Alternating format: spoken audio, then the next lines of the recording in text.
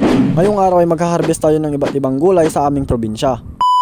So another plant, another day. Umuwi pala ako sa probinsya para kumuha ng gulay. Dito nga sa probinsya ay libre lang ang mga gulay basta may tanim ang mga kapitbahay. Pero bago ang lahat, magpaalam muna tayo. Inteng! Wayne! Arta ng kalanggos, angkal! Nagalaklata pa riyan!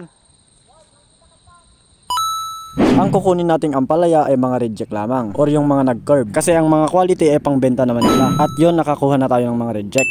Marami na guys, reject. Marami ng reject. Let's go. So, kukuha naman tayo ng kamatis, pansahog, sa itlog. Naabutan ko nga ang mga uncle ko dito sa taniman ng mga kamatis. Ngunit biglang umambon at naging ulan. Kaya sumilong kami at hinantay na matapos ang ulan. Nung wala ng ulan ay agad na akong kumuha ng mga kamatis. May hinarvest na pala sa uncle ko dito at binigay niya na lang sa akin. At sakto may nakita kaming bunga ng sabsabidukong. Ang gulay nga na ito ay napaka-rare. Nasa probinsya mo lang makikita. Pero hindi ito tinatanim pero may aanihin. Dinamihan ko na pala ang pagkuha ng mga kamatis. Ngunit dumidilim na ang kalangitan at malapit na tong umulan. May pagkulo at pagkidlat. Nang napuno ko ng aking lalagyan ay dali-dali na akong umuwi. Sa kasamang palad ay naabutan ako ng malakas na ulan. Sobrang lakas ng ulan, pero kailangan natin umuwi.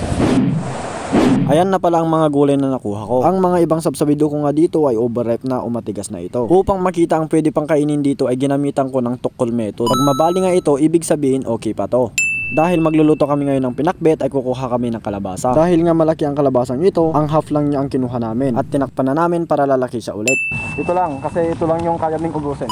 Next time na naman yung isa.